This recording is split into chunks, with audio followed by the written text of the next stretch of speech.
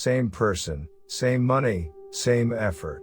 3 businesses. 1 failed and cost me a 6-figure loss. 1 made money for years, and 1 just quietly runs almost without me. Now here's what most people get wrong.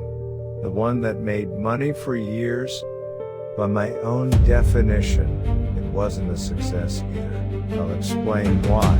But first, how I score these things, because it's not how most people do, and it's not how you have to. There's no single definition of a successful business. For some, making money is the whole point. For others, even a small income is a win if it runs cleanly on its own. Everyone's climbing towards something different, and none of it is wrong. This is just mine. So when I call something a failure, I'm not saying it failed, I'm saying it failed my test. Take what's useful, leave the rest. And here's my test. A business is a success only when 2 things are true at once. 1, it makes money. 2, it runs without needing me inside it.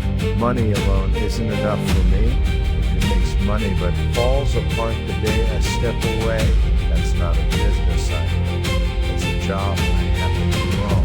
And I count that as a failure, even when the bank account says otherwise. So let me put all 3 of mine through that test. Let's start with the one that hurt. A cafe outside Seoul.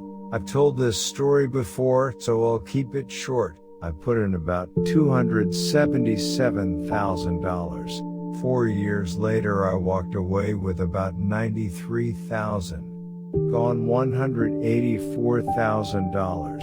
The location hid itself. A family member helped manage the floor, but nobody was really in charge. And I wasn't even there. I was running another business across the city, so the place ran on part-timers. When something broke, someone rushed over to put out the fire. That's not running a business. That's reacting to one. On my scorecard, this fails both tests. No money, no system. The clearest kind of failure there is. But here's the part: to hold on to this cafe needed a person inside it every day. And the person who needed to be there was me.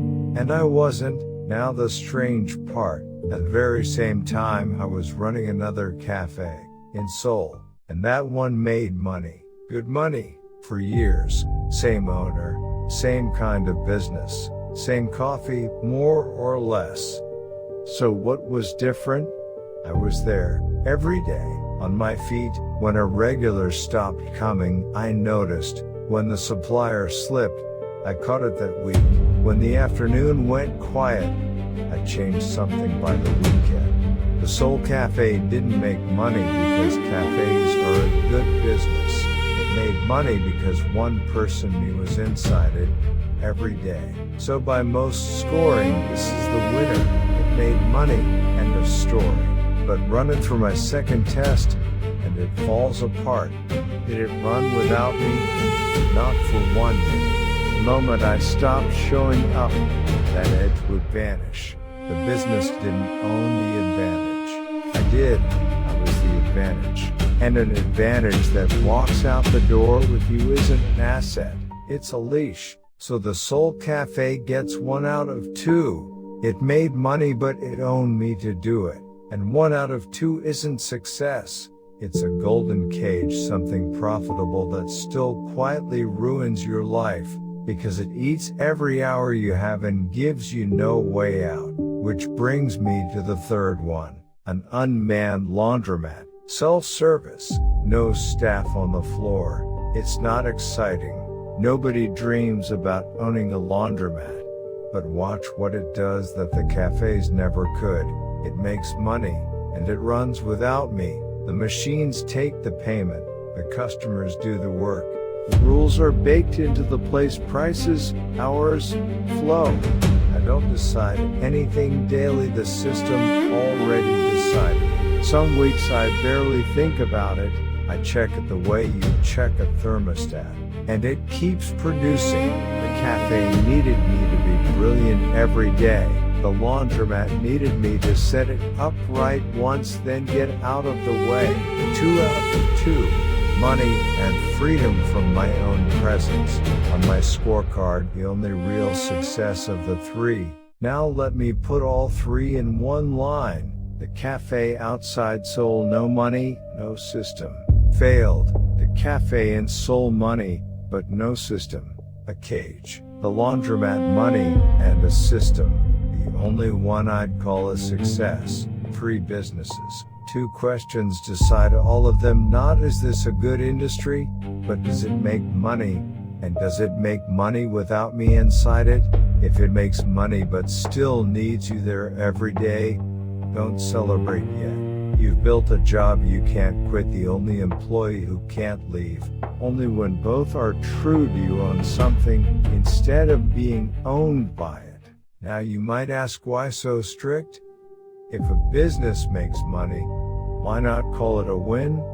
My answer is one word: time. In the short term, money alone looks like enough. A profitable business that eats your whole life still feels like a success this year. But I don't build for this year. I build for at least 5. And the 5-year numbers are brutal almost everywhere. In Korea, fewer than half of small businesses reach year 5. I assumed that was a Korea problem. It isn't. In the US, it's almost the same. About half are gone by year 5, 2/3 by year 10. Different country, same cliff. And the reasons are always the same: rising costs, weak demand, running out of cash, rent goes up, wages go up, costs creep higher every year and your prices can't keep pace. I lived this. In that cafe, my ingredient costs were a floor, not a ceiling. They only rose while the menu price stayed stuck. So watch a business that makes money but has no system. It survives only because a person usually absorbs every rising cost with extra hours. For a year, you can. For 5, that person burns out or the math stops working. The day labor gets more expensive. A people-dependent business either breaks or watches its profit collapse.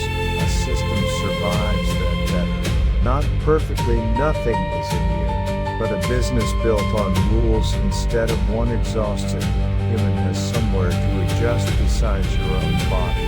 That's the cliff. Half of all businesses fall off by year 5.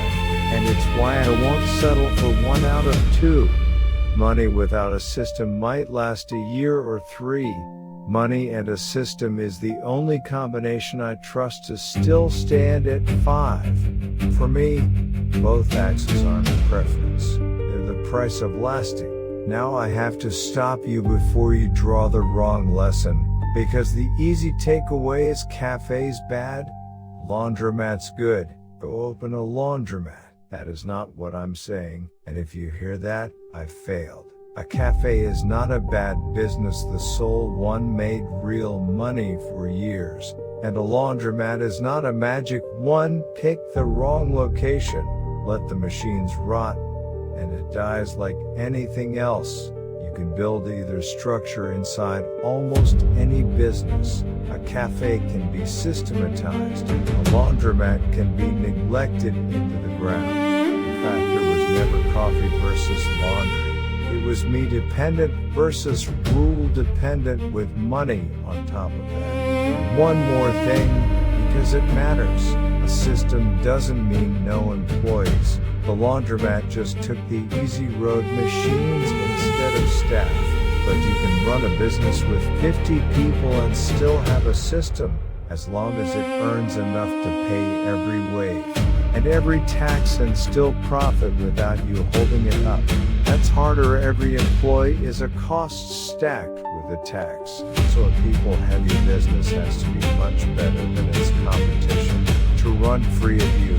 There's a bakery in my country that's done exactly that for almost 70 years. 100 people baking by hand, out-earning the giant chains, because it became something you can only get there. It didn't cut costs to survive. It made itself impossible to copy. That's the real moat. And the flip side, the part I believe, in my gut do what the shop next door, the same menu, same setup, same everything, and you don't get 5 years, you might get 1 or 2. There's no reason for the world to keep a copy. Now, a fair question. Maybe one good business that feeds you is enough.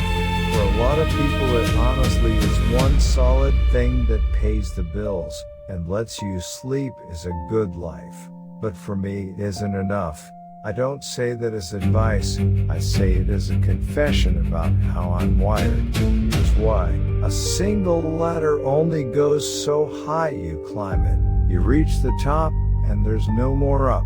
And the harder reason any single ladder can go out of date. The world moves. What works today can quietly stop working in 10 years. Right now the laundromat is my success. And the cafe was my failure, but that's a snapshot, not a verdict. Give it time and the laundromat could be the one that falls behind, while a cafe in the right place becomes smart again. I don't get to know that in advance, nobody does. So the scorecard I just walked you through, failure, caged success, it's true today, it is not true forever. And the moment I forget that, I've turned my own honest lesson into the guru. Certainty I can't stand. That's the real reason I don't pour everything into one thing. No single ladder is safe forever. So I'd rather build the next one before I need it. A system that runs without me isn't just freedom. It's the room to start the next thing while the last one keeps paying. So before you start anything meant to give you more life, not less, run it through both questions. Will it make money? And will it work on the day I'm not there? Because the goal was never to build a job you can't leave, or one perfect thing to stop at. It's to build a rung you can stand on, solid enough to hold your weight, free enough to let you reach for the next one. I'm not telling you this from the top. I'm telling you from the climb. I'm still building my own ladder, one rung at a time. Steel isn't born, it's forged. This was 3 hammer strikes, not 1. Next time, the 20% return everyone brags about, and how it quietly gets eaten alive before it ever reaches you.